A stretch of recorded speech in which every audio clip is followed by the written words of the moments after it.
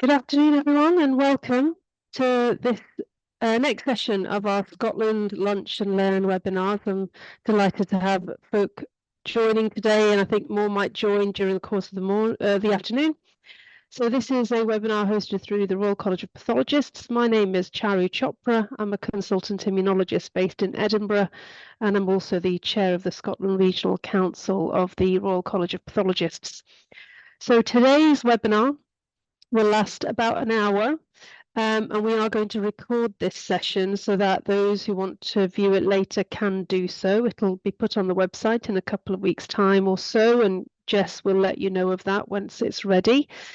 So the order of play for today is that our speaker, who I'm delighted and will welcome in a moment, will deliver a presentation for around 40 minutes or so, and then we'll take any questions from anyone viewing the webinar. So if you've got questions that come to mind during the talk, please put them in the Q&A box, and I'll try and get through as many of these as I can at the end of the presentation. This session is approved for one CPD claim, and today's session is on patient-centric sampling and building access equity in laboratory blood testing.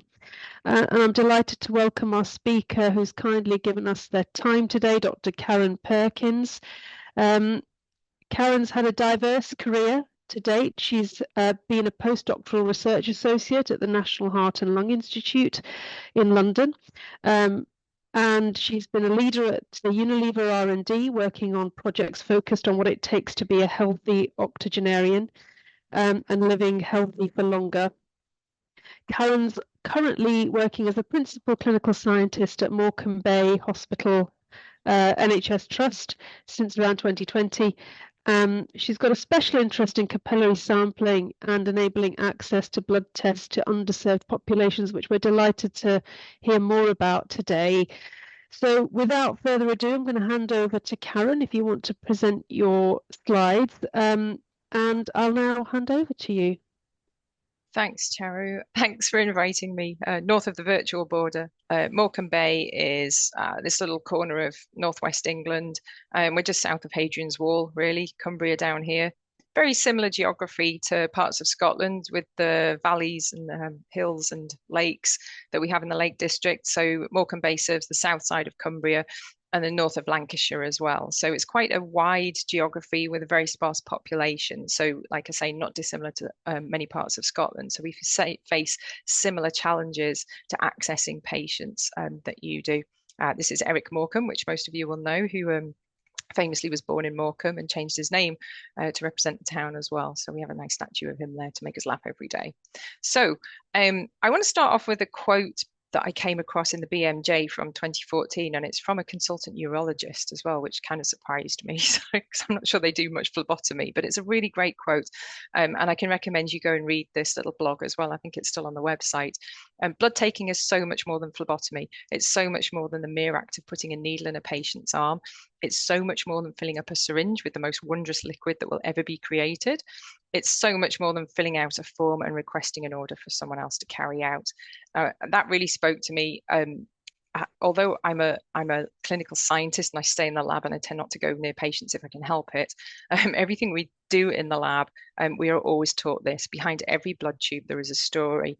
And the story I'm going to take you through today is our story within Morecambe Bay, where we've really tried to implement some of this. We're in an age where we're very much focused on automation, on serving patients through AI, through mobile phone devices, through remote technology. But actually, there are some patient groups that still require that physical contact and that face-to-face hello, how are you? And the ability to find out so much more about what's behind that person, what do they need? So when was the last time you and your laboratory went out and asked what your patient's needs are? So there's a little bit of diversity, equity, inclusion in here, and we're looking at accessing populations that are currently underserved as well.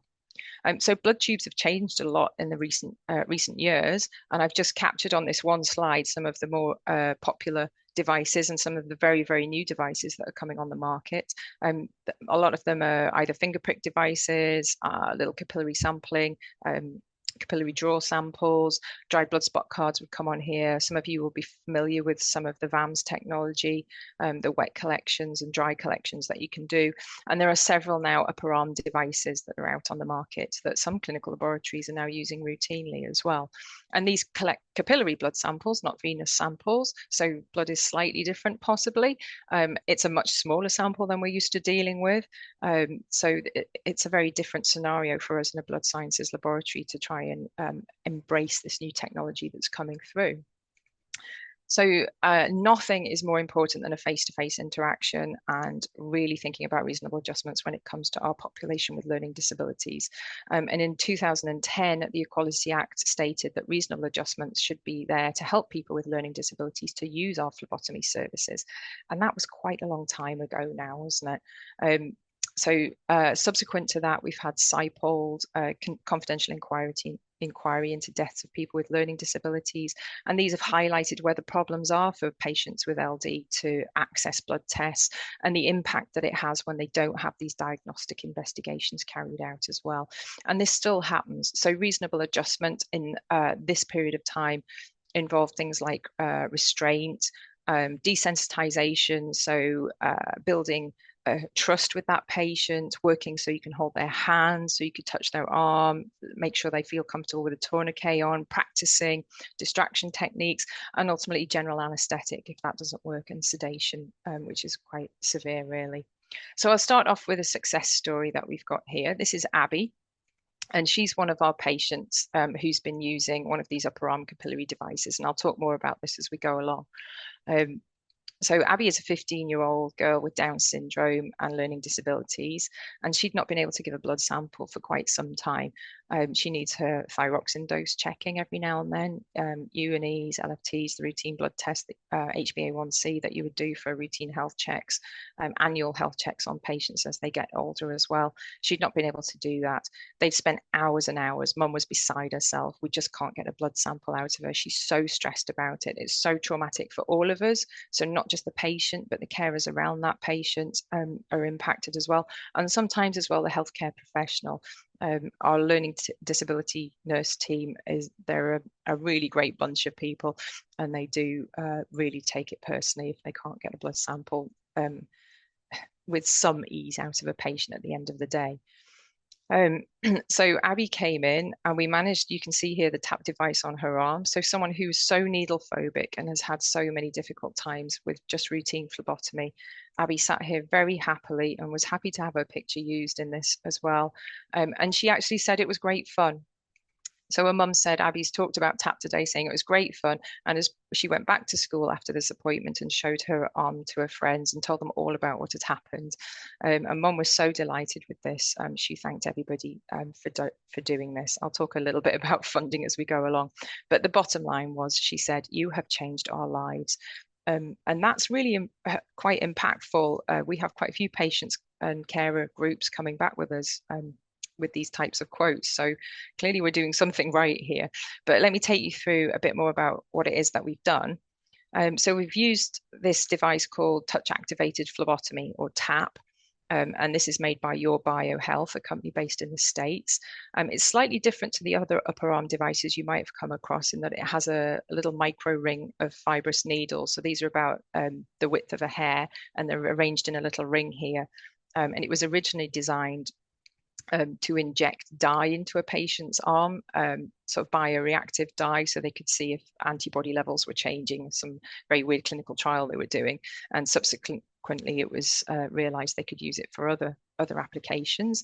And during COVID, it was used to keep patients engaged in clinical trials so they could take their bloods remotely and post them in. So we came across it just stumbling through the internet one day. I thought, oh, that looks interesting. But they advertise it as painless. So I thought, oh, for learning disability patients, this could be really useful. And it really is a painless, it's completely patient-centered, as you'll see as we go through this.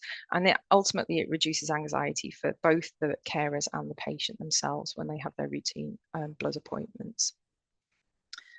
These are some other quotes from patients we've seen here. So getting venipuncture was very difficult. So 2 years of working with pediatrics, very stressful. We had one patient who was really, really struggling to give a blood sample for years due to needle phobia. He was most relaxed at home just after he'd come out of a bath. So we went to him at home and did it when he came out of a bath, and managed to get a really good sample out of him. So it really is truly patient-centric. It's where the patient is, not a phlebotomy clinic, not even a GP clinic, but where the patient is. What we've done, use BD microtainers, which we have routinely in our laboratory, and they attach onto the tap device here. So you can select what type of tube you're using depending on what analyte you're looking at. You can only, it's a one-use device though. So if you want an EDTA and a serum sample, you need 2 devices on that patient. But this is not presenting too much of a problem. We have a questionnaire going out with these as well, so we can get some patient feedback. And this has been designed with the Easy on the Eye image bank, so it's friendly for patients with learning disabilities. So again, all the information that's going out to the patient is patient focused and approved by our mental health team as well. So I've just pulled some data from the last month. We've done tap device collections from 23 patients with learning disabilities. So 23 LD patients have been tapped, and we've got males and females in there and quite a range of ages as well. Actually, I think we've got someone who's nearly 80 in a nursing home with learning disabilities that we did the other day. So I haven't added that in yet. You can see here we've got some test codes. So our limbs has, so prolactin in our limbs is PRL. But because capillary sampling blood is different to venipuncture blood, we've given them different test codes so that if a clinician is doing trends, for example, for renal function, it will come up and say, this is a capillary sample. So they will know if there is a slight difference to take that into account as well. But I'll show you some data as we go through to show most of this seems to match up pretty well with contemporary venipuncture samples. Some of them are insufficient. Some of them we don't have a sample received. So maybe they managed to get one device filled, but not another one. But you can see mostly thyroids were struggling with volume-wise, and I'll explain that as we go along. Renal function panels, that's doing okay. LFTs, we've got pretty good returns on those. For some reason, we validated CK creatine kinase on these. I don't know why we did that, but it's there anyway in case we need it. And HbA1c at the end as well. We're doing pretty good HbA1cs on some of these patients. We've had one patient, interestingly, who's tried actually 3 times to date. So I've been talking to them this week, and we've tried with 2 yellow top tubes, 2 purple top tubes, so 2 serum separators, 2 EDTAs. And we just cannot get a sample out of them at all. But the win in this was that the patient has never been able to give a sample before, and she's agreed to come back and have another go repeatedly. So on her 3rd attempt, we have found the same again, but she said, no, I'm happy to come back again, which is great. But we had a discussion with the company about this just yesterday, and interestingly, because the microfiber needles are so small, apparently there is, and some of you might know this better if you're a histopathologist or a slightly different discipline to myself, that the epidermis on the skin varies in thickness, and the capillary bed also varies with complexity and how close it is to the surface of the skin. And they find in about 1 in 200 patients, they see this, that you just cannot get an upper arm sample. So other sites have been accessible in other studies and other trials and other parts of the world. They've used tap devices on the lower back, and they do this very much with pediatrics and on the upper thigh as well. So this patient's happy to come back and have a go with that as well. So that's an interesting note. So we're learning as we go along with this. I'm taking the opportunity not just to look at patients with learning disabilities, but if there is a real clinical need and a doctor comes to me and says, look, I hear you've got this kit, I've got this patient. So for example, we had a 70-year-old female with chronic kidney disease and very severe needle phobia. And she really needed an EGFR and HbA1c. Failed the first time. I think the patient was so nervous, but we had success the second time. And she did indeed have a much decreased EGFR than previously monitored 2 years prior to this, and a raised HbA1c. So that was a success as well.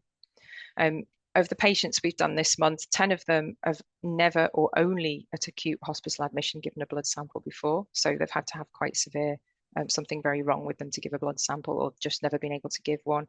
And half of them have given a venipuncture, but not since a year ago or 4 years, within 4 years previously. So we're accessing people who really do struggle to give blood samples. What have we done here to get this established? So I've tried to summarize, if you were doing this in your lab, what would you need to think about? So right at the front end, before you even start, how do you buy the devices? There's lots on the market. You need to choose which device you want to use, what's appropriate for your patient population. So the upper arm devices such as Tasso and One Drop and some of the others, they're really good and really effective, but they use a lancet technology, much the same as a finger prick lancet. And for our LD population, we thought, oh, you can still slightly feel this. For us, it's not too bad and it's very acceptable. But for a patient who's severely needle phobic with learning disabilities, we thought maybe something as non-intrusive and as painless as possible would be best. So that's why we went for the tap device. And this seems to be working well. You also need a little bit of money to start up. And in our case, we got Association for Clinical Biochemistry, as it was called at the time, a research and development grant to do that with. We've got some data coming forwards over the next year to write the business case to get this embedded into our pathology budget, but you need a lot of data to convince your trust to fund this because it's very different to routine phlebotomy. And also another thing, yeah, make sure you've got MHRA, UKCA marked devices as well. There's so many that are coming through on the market just now, just to be sure that what you're using is approved for use in whatever population you're looking at, for whatever analyte you're looking at. Patient access is a key one. So depending on your patient population, where are you going to access them? Are they going to be in a GP clinic? Are they going to be at a pharmacy? Are they going to be at home? How are they going to have the test requested as well? And like I said before, our capillary test codes are slightly different, so we can identify that it is a capillary test. Get some data, some feedback from the patients as well. The patient voice speaks volumes, and really it's about them as well. So how are they finding that system that you're using? So as you go through your project, gather some data, and that will help you hopefully build your business case towards the end as well of your pilot. Obtaining devices at the patient location as well is important. So we've got an online requesting system for our primary care, all our GP practices, and I've added in the capillary sampling device, but to note it's only available for certain practices who have had the training and have all the paperwork in place. So it's a very controlled system, not just anybody can click on the system and order them. And which location? Is it going to be a GP? Is it going to be a pharmacy? How are you going to govern and regulate all of that? Sample stability and delivery to the lab is an issue as well. We did an initial almost validation. It was a small validation project at the beginning to look at contemporary venipuncture and tap sample results. And we chose a GP practice that was quite far away from our lab. So it takes an hour to deliver those samples by routine van transport from the GP practice to the Royal Lancaster Infirmary Biochemistry Lab. And that's one of our furthest practice away from us, on lots of windy country roads with tractors and any kind of delay in the winter. And the population we tested on were just kind of routine GP patients coming in for health checks. And we measured whatever they had requested clinically on their venipuncture sample. We did a contemporary tap sample as well, and took that to the laboratory. So that was kind of our sample stability assessment. So it was about 4 or 5 hours from taking the sample to it being delivered into the lab. So yeah, you need to do some kind of validation or verification depending on the device you're using. What test repertoire? And I'll show you some of my data before. We don't offer all tests on these upper arm capillary samples because it doesn't all match up with the venipuncture sample in our hands. Oh, can I move that away? I don't know how to move that. There, go away. So the other thing is if you need UCAS extension to scope for this as well. UCAS do have some laboratories under their 15189 accreditation scheme with capillary sampling. So you can do this. You can self-accredit with capillary sampling as well if you're prepared to pay for that. So there's different ways of doing it. The other logistical thing is, how do you get the samples once they're at the lab, they've been delivered? Because they're small samples, and they're slightly different, and you've got different booking in codes, how are you going to receive them in reception? Are they postal samples, for example? Do you need to set up a small post desk so somebody's opening packages in the post room at a certain time of day when these come in? Or are they just coming in throughout the day with routine samples? It's a little bit more manual handling, and we know this if anybody uses any pediatric samples in their lab, you always try to get the most you can out of that sample, so it's transferred into a hanging cup or whatever you use on your analyzers. So there is a bit more manual handling.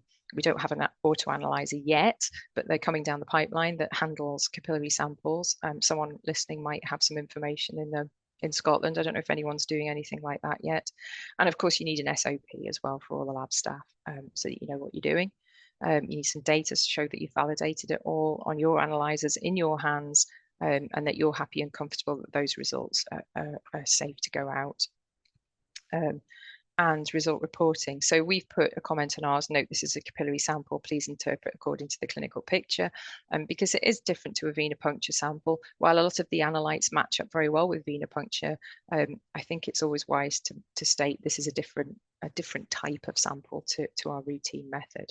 So there's a lot to consider there, and there's it's a big business to get into at the moment, but it's a great way to change your laboratory for the future, and also to start delivering some of the NHS 10-year plan, because what we're doing here, it's all about patient access. Where is the patient? How do they access those blood tests? Keep it out in the community. Perhaps this will alleviate some phlebotomy stresses. I know we've got a few in our trust. Perhaps you have too. So we've limited this to a very specific population at this stage. And it's all about the clinical need.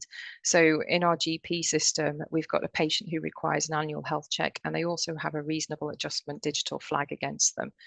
So they have to have a digital flag saying that they are needle phobic, and also that they have learning disabilities as well. So some of it's down to what the GPs flag in there, but I think our trust is pretty good at having those digital flags in place, so we can identify the patient as they come through for their annual health checks each year. The GP practice has been signed up and trained for capillary testing, so they're allowed to order the devices from our pathology stores. They're on the approved list, and also we have a learning disability service pre-tap checklist provided as a guide. So the GP has a checklist to say, have you tried desensitisation with this patient? Has it failed? When was the last time they were able to give a venipuncture sample? All those kind of things. So we know that this patient really, really is in need of a blood test.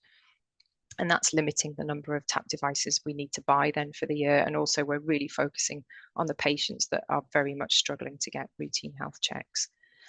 Unplanned assessments at our community diagnostic centre and at GP practices.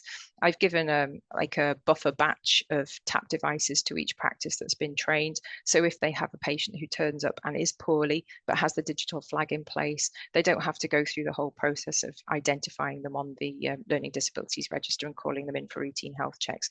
There is a reasonable adjustment in place at that GP practice for those patients. So that's quite a good a step aside. So that's what we've been doing in Morecambe Bay, and we're rolling that out across, we have 2 laboratories, one in Barrow-in-Furness and one at Royal Lancaster Infirmary, and we're slowly rolling that out practice by practice to make sure the labs are familiar with processing the samples, and also to make sure the GPs and the mental health nurses are comfortable with using them and ordering them and getting to them to the lab in time and that kind of thing. Let's go into the lab now, and we're using a small volume of sample. So most analyzers, auto analyzers, have a total volume stated on their IFUs that say you have to present to that analyzer, and it includes the dead volume, the pipette or overdraw, and what is in your container dead volume as well. So whatever you're presenting that sample to the analyzer in has a dead volume, and that is then a total volume listed in the IFU. We use Beckman in our lab, and the Beckman DXI immunoassay 800 analyzer is a very thirsty beast. So I'll show you some volumes in a minute. To get a TSH and a free T4 requires quite a bit of sample. So we know as I've said before, if you get a pediatric sample in the lab, we know as biochemists, we would say, yeah, let's put it in a hanging cup and we'll get out of it what we can for you. What do you most need? What's your most important analyte? And that's exactly the principle we're taking here with our learning disability samples as well. Here's a pilot study that we did at the GP practice with just reasonably well patients, just doing the contemporary venipuncture and tap sample. And the volume that you obtain from a tap device is quite variable depending on the patient. The really low volumes here, I think, were when we first started, and we struggled with some very poorly controlled diabetics who I think their capillary bed had just shut down, and we struggled to get some samples from them. But generally, we're getting serum from the samples as about 200, 250 microliters each time, which is enough to do something useful with, I think. So this is where I kind of step off piste, and I'm a little bit worried about presenting this to you all because I don't want them to take away my fellowship or anything like that. But we've clearly stated this, so I'll be interested to hear your feedback on this. We started off with a project, and this was one of my colleagues' MSc projects. She's a specialist biomedical scientist in our lab. So we took just our routine IQC material and put them in hanging cups, which is a 1 ml sample cup, the standard one we would use for pediatric samples. And we were doing some precision work. So 10 measurements, repeated measures on that sample cup with an IQC material. And we used the recommended volume. So you can see here microliters. So TSH is 185 microliters total volume required according to the IFU. Free T4 is 380. That's a huge amount of serum that you need. So what we did, we titrated down that volume. On the immunoassay ones, we titrated it down in 5 microliter steps until we hit a 5% rejection rate. And that would be what you would usually see in at least in our lab, a rejection rate for insufficient volume of about 5%. So we thought, oh, okay, that's okay. And when we hit that volume, that was the reduced volume that we thought we could move on ahead with. We did the same with our general chemistry analyzer, but that actually uses really low volumes anyway to do full profiles with. So we felt much more comfortable with that. We've only managed to reduce just slightly. So this is the percent reduction in volume for each of those group tests and individual analytes that we've used, and that's the recommended volume and the actual reduced total volume that we've used. So that's just IQC material. So then we did some within and between batch analysis using the 3x5x5 design. I'm using the CLSI workbook, and this was compared our running mean compared against the repeated mean that we got from the reduced volume. So it's compared against the full volume mean, if that makes any sense. So we're comparing a standard IFU with our reduced volume new IFU, if you like, off-label. So we looked at within CV and between CV, and we've got targets and the actual CV that we obtained, and they're not dissimilar. There's nothing really jumping out at me there that makes me think on that lipid profile that I shouldn't be doing that. And that's with QC material, remember. So then we went on and made up some patient pools of serum and looked at all the other analytes we were interested in using the reduced volume protocol now. So small volume versus the manufacturer's full volume stated claims. And we also compared this against our own running means as well, with full volumes. So these are 25 samples at a variety of concentrations for each analyte. Manufacturers claimed within, manufacturers claimed between CV, and the ones we achieved. Some of them are a bit different. TSH at the higher end for some reason was a bit higher with a percent CV, so slightly less precise, but still within acceptable limits, I think. So not too bad. And you can see down there as well, there's nothing really scary that jumps out and says we shouldn't be doing this with a reduced volume. So the pilot that we did initially took BD vacuolators and a tap. This was an old TAP2 device. So TAP2 is different to the microselect that we're using now. TAP2 comes with a tube already engaged on it. They developed this device then to become the microselect, so you could use it with it. You just buy the device and then you fit your own tubes, BD microtainer on there. And we ran them within the laboratory on each of our analyzers and compared the results.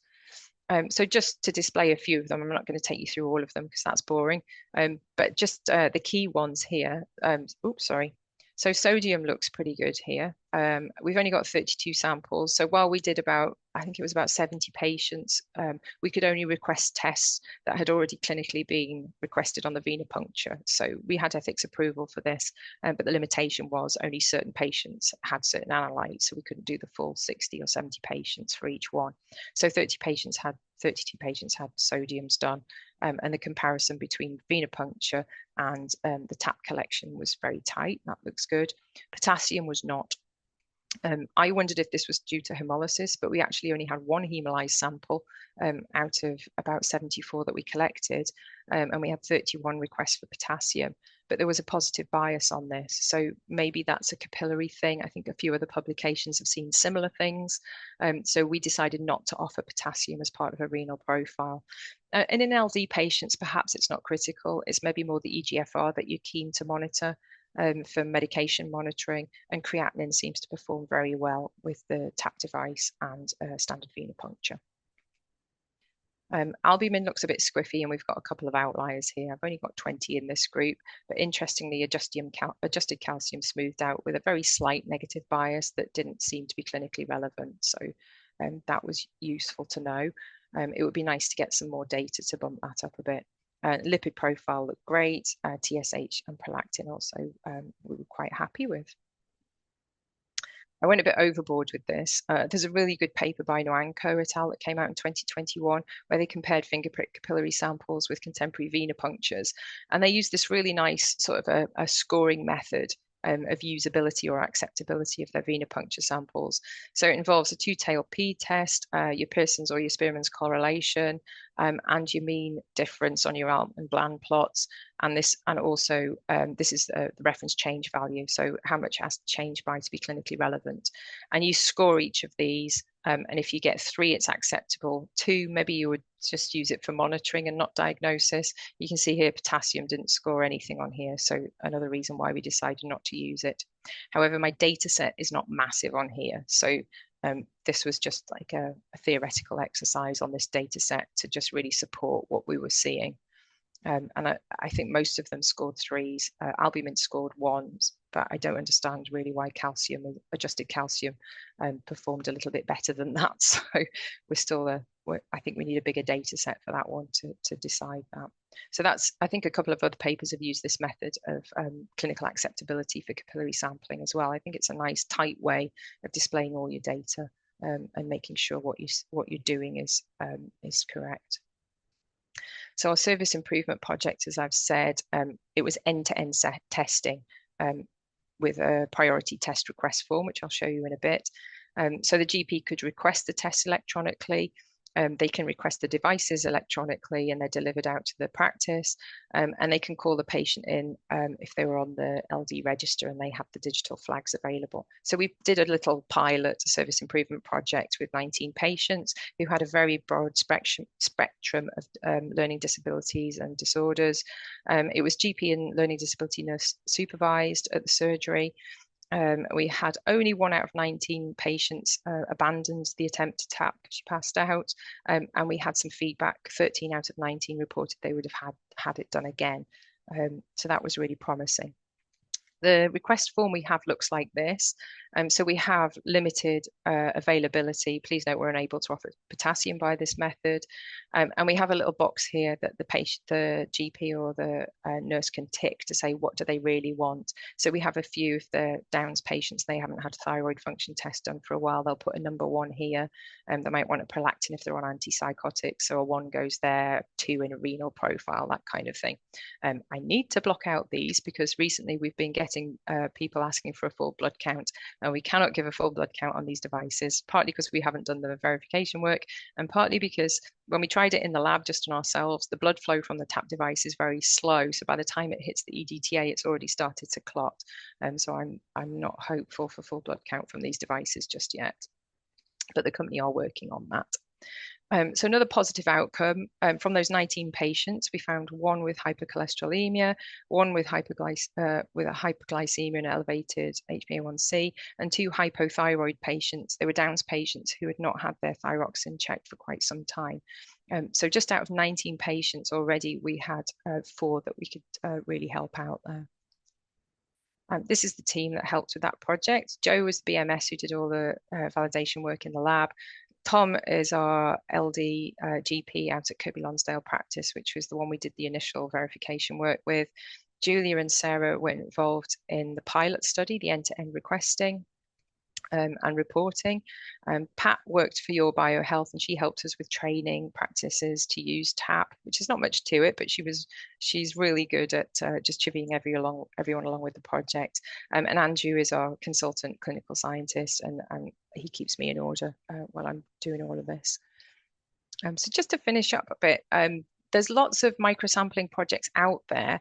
And of note, Project Comfort has just launched. And this is a big multi-center project that's looking at just the things I've talked about now. So logistics, infrastructure, what tools do you need to make microsampling a standard part of healthcare? How can we integrate this within our laboratory and change the way that we work in blood sciences so that this becomes part of our portfolio of acceptable ways of testing blood.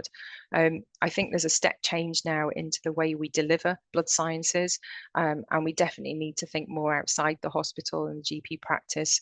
People are busy, people do different things. People are very familiar with this now after COVID. They're more comfortable with self-sampling. This is not self-testing, this is self-sampling and delivery to the laboratory. So watch out for reports coming through on Project Comfort. This will be a really interesting project to keep an eye on. I'll also direct you to a website, Patient-Centric Sampling Special Interest Group. And this is run by a friend, Neil Spooner, who's he's come out of sort of clinical trial world and pulled together a lot of the information on all these devices as to how to keep patients engaged in clinical trials. But a lot of what he does very much marries up with how do we keep people engaged in healthcare? How do we give access to people who need healthcare and blood testing? So we're working with him a lot now on patient-centric sampling and just gathering information as well. So that will come down the pipeline as well. It's a great website. He's got a whole menu of different devices on there as well. And so just to outline our project started off with patients with learning disabilities, anxiety disorders, and Down syndrome. But we can see many applications for this now in underserved populations, and it lines very nice with the Core 20 Plus initiative from the NHS that came out last year. So my next project is looking at bowel cancer patients and long-term monitoring, or the 5-year period of monitoring they need to do for colorectal cancer. They don't need to come into the phlebotomy clinic, and they travel miles. It's about an hour journey for some of our patients across the Lake District to get to a clinic. So can they do this at home? So we're kind of spilling this out, but with different types of devices as well, and maybe a finger prick device. So there's other things you can look at here. With your patients in your area, what do they need? What are they comfortable with doing? And find a group with a patient voice who's willing to try these as well, because that's how we're going to really start to embed this into what we do. So understand your population. Don't force fit a model that we've already got. We're all very familiar with venipunctures. Our analyzers are designed for higher volumes of blood, but we know we can use them with lower amounts because we do it on a daily basis with our pediatric samples. What does the patient need? Go out there and ask them, ask a patient group who you think might be struggling with blood testing, and let's adapt our service to that. We need to consider finances in this though, and that's the scary bit. We need to consider what kind of lifestyle that patient has. NFA is no fixed abode, and there's a lovely project in East Lancashire where they've simply just put anybody who comes into A&E and has no fixed abode, they get a code NFA, and then that NFA code then triggers a batch of just basic chemistry tests, basic health check on that patient, and they can be followed up afterwards by one of the nurses who deals with those types of patients, or back to a GP clinic that links with homeless people. So it's a really nice way of giving those patients access to healthcare as well that wouldn't usually have routine monitoring. Mental health capacity, so our LD patients come in with their carers, and you need to have information that's suitable for them to read. Different cultures as well. There's all sorts of clinics out there going to health mailers. Martin Myers in Preston has set up a few of those, and there's some in Sunderland. I don't know if you have any in Scotland as well. So it's a cultural thing as well. How can you go to those patients and make it acceptable and accessible for them? So Paddington's a big hero of mine. And if you come out of Waterloo Station, there's this wonderful big painting on the wall now that says, Mrs. Brown says that in London, everyone is different, and that means anyone can fit in. I think this applies to anywhere in the world, not just London. We always talk about London, but we know there's lots of other nice places further north. But it does mean that anybody should be able to fit in, and you should always think about that in your laboratory as well. So we need to become laboratory social scientists now, as well as laboratory scientists, and really consider diversity, equity, inclusion in our patient population. So I'll finish there, and hopefully we've got a little time for questions. Thank you for listening. I'll stop sharing now. Karen, thank you so much for a really stimulating talk. I found that fascinating. I don't know of anywhere in Scotland, I might be corrected though, that's using capillary sampling, but I'm not aware. So if anyone does know in the audience today, please do put it in the Q&A and let me know, because I'd be interested to know. But I think this is really fascinating, and what great innovative work. And I love the Paddington bit at the end. Paddington's one of my favorites as well. And as someone who in another hat in the medical education space, I do work in ED&I initiatives in medical education. I think this is great work, and it really speaks to that, trying to move care not only to communities, but also to address specific needs of specific underrepresented groups. And we know that their health outcomes are not where they should necessarily be. And you give some brilliant examples of that where this intervention's helped. Please do put some questions in the chat, and let me know if you've got any questions for Karen. I know Deborah had asked a question, but I think you'd answered that later on with your potassium beautiful graph that you'd done as well in terms of issues around microsampling. So just while our folk get warmed up with questions, I had a very practical question actually. What's the main limitation around collecting more sample? Is it simply that you would need more time or more sites? And how long does it practically take to collect a routine sample? Yeah, or maybe there that's a isn't good such a thing, question. but No, interested to hear about that. yeah, it depends on the sample type, the collection device that you're using, I think. So there's a lovely device, I think it's from Red Drop, that uses a double lancet. So you stick it on your upper arm. It looks like kind of like a Duplo Lego type block. You stick it on your arm, press it down, same technology, creates a vacuum. The lancets make a slice, if you like, and blood drains into the blood tube. And that's pretty quick, and you don't need to warm your site with that. The tap device is much more delicate, gentle. So we have, I've got one here actually. It's like a little round warming pack. Oh, you can't see that on there, can you? It's just a round heat pack. So it's a chemically activated one. So you snap a little metal thing in there, heat pack, put it on your arm. They say to leave that on for about 5 minutes. You don't really need 5 minutes every time. You'll get to know your patients, I think, eventually, because they're coming. The mental health nurses know our LD patients so well that they know once they've tried it once, they kind of know what to do next. So they're quite intuitive with that. But yeah, it takes about 5 to 10 minutes. And then it just depends on the rate of blood flow. Some patients, the tube fills up really fast. Other patients, it takes ages. And the quality of sample seems reasonable it doesn't matter whether it takes a while, 1 minute, 5 minutes, or whether it takes 1 minute to fill. They say not to leave it on for more than 5 minutes. So that's your limit. So yeah, it's probably about a 10-minute process from sticking it on to activating the device. Yeah. Great, thank you. And I just had another question as well, another practical question before I move to the chat. I will get to the chat. But are there any contraindications patient-wise that would preclude them from having a tap device or anything like that? So bleeding disorders, nothing like that that would make you not that we've come across, no. I think if a patient's had a venipuncture before at some point, then yeah, this is their game for a capillary sample. If they've never had a venipuncture sample before, I don't know about any hematological disorders that would preclude you from it.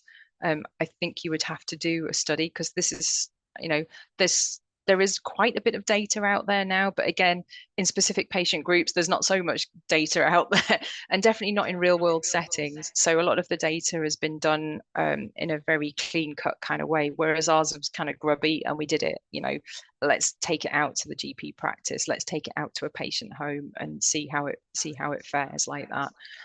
So it's kind of suck Yeah. it and see, but make sure you're stringent with your data and your criteria. Yeah. Yeah, I think speaking to that really, Deborah's mentioned a particular patient group, a population with muscular dystrophy who experience a lot of difficulty in their younger years, little muscle fat and connective tissue, and resistant to ultrasound assisted venipuncture as well. So although pain and phobia not the primary issue, it's a different issue, but again, could be a population that's worth looking at specifically, just like you've just said, Karen. Absolutely, yeah. Sarah's got a question. How did you manage to get funding to cover the cost of the tap devices in your trust? I think this is Oh something we're all man, interested in, Sarah. Thank you for this that. is such a big headache, isn't it? Trying to do anything new in the NHS it's impossible. And as Charu said in the introduction, I used to work at Unilever in their R&D department. And if you had an idea, you could just go ahead and do it as long as you had a budget. This is what I'm going to do. This is how it's going to feed in 5 years down the line into, our product portfolio or whatever. There's nothing like that in the NHS. We can't do that. So we needed an MSc project for my colleague. So I applied to LabMed UK Research and Innovations grant funding. There's loads of little pockets of money around that you can do for research projects. So get some money from that, do a little pilot. Somebody in the lab always needs a project, right? And this is a really good one to do. And do that, get some good solid data with contemporary venipuncture samples.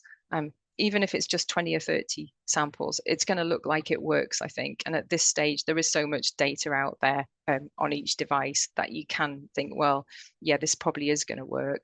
And then after that, I was like, this works really well. We need to roll this out. I need a year's worth of funding. We estimated about 350 patients across Morecambe Bay on our learning disabilities register. So we kind of knew the population we were aiming for and how many devices we would need to do annual health checks on all those patients.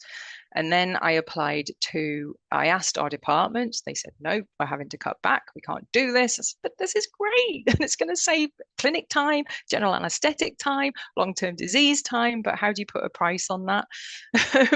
So I went to our trust charitable funds and straight away, they didn't even question it. They were like, yeah, let's fund this. This looks brilliant. But I think it's the patient voice. So the patient questionnaires have been absolutely key to this project going ahead. And that's where at the end, I'm saying this is laboratory social science. Get out there, find out what your patient groups really need. How can you help them? How can we change the way that we work in our lab from just being in our box of venipuncture land to thinking, wow, there's other stuff we can do out there. The lab staff are loving it because it's so different. Reception complain about it because it's so different. We keep them happy with chocolates. Yeah, it's hard to get funding, but it is doable. Well, thank you for that. That's some helpful tips there. And I guess in some ways it's reassuring for us to hear that it's not just certain pockets of NHS organisations that experience difficulties in getting funding. I think that's pretty much across the board of where we are. But I'm also really interested about your bit at the end that you mentioned around cancer patients, and I'm just thinking also that tends to be a group of patients where there is a lot of active research activity and pockets of charitable funding that can come by.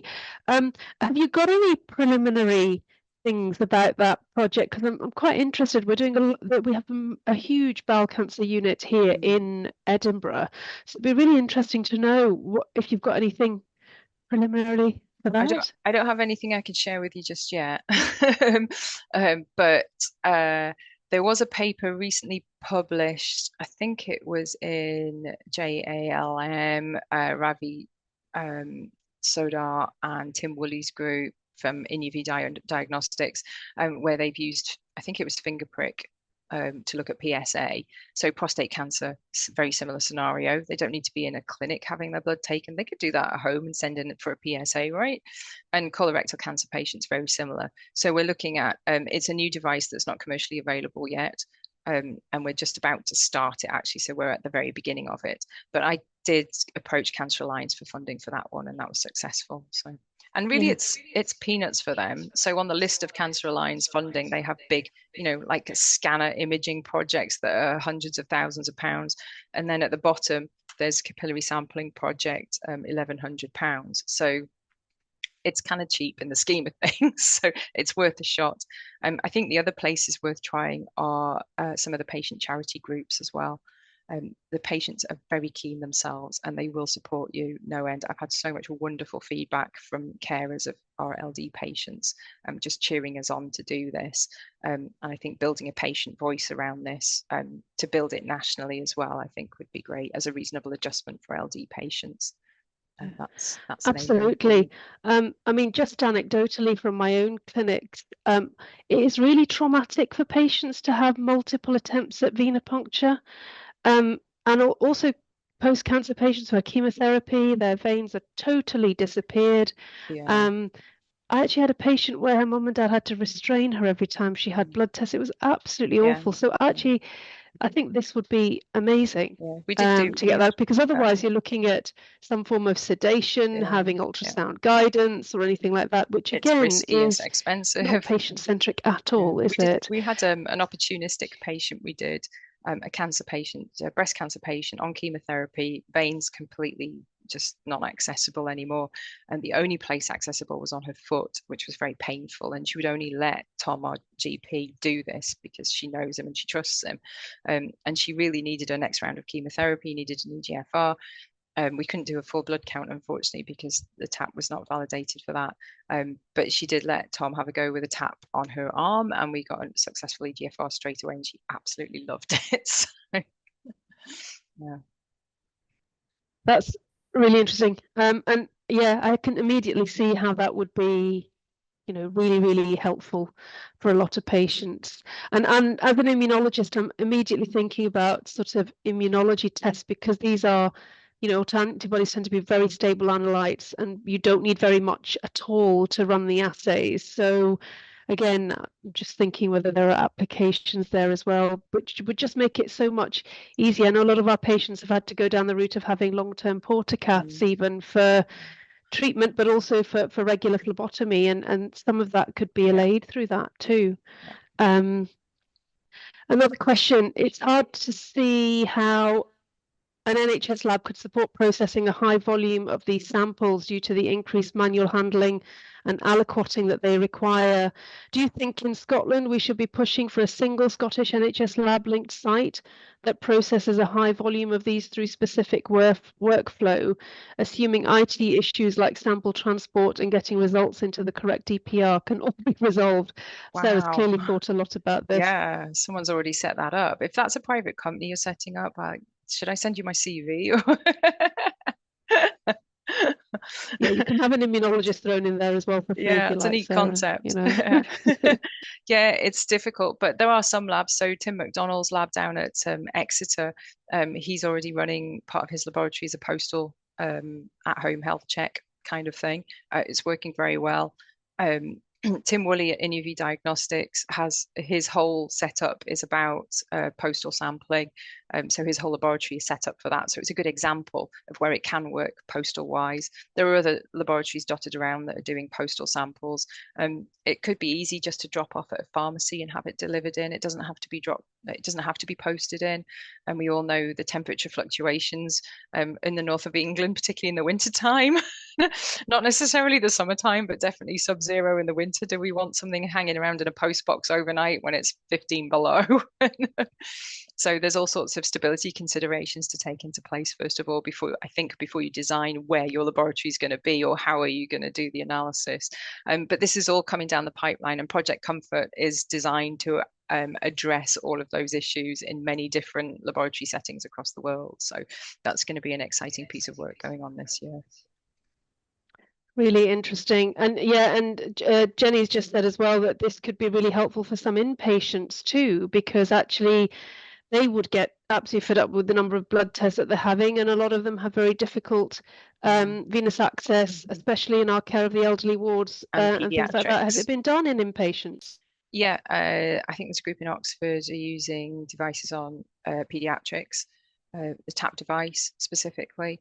There's quite a few in the States that are using upper arm sampling on inpatients.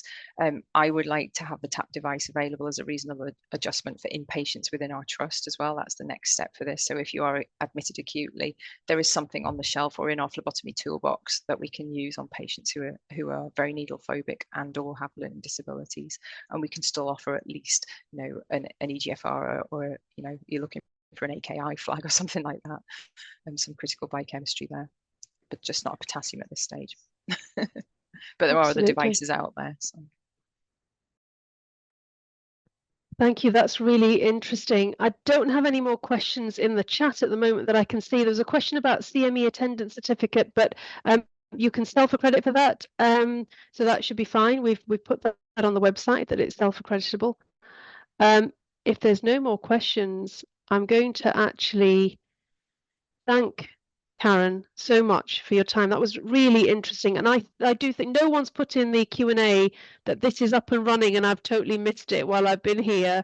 So I don't think this exists in Scotland. Certainly something to innovate and look at going forward. So thank you so much for introducing something that's very new to us as a Scottish audience here on this panel, and we look forward to looking at whether we can develop similar innovations and things. And we now have a contact name, so if anyone wants to know more about this and get some expert advice, there are many more people that know more about this than me. Thank you for inviting me. Thank you very much. Thank you so much. I'm going to close the webinar. Thank you.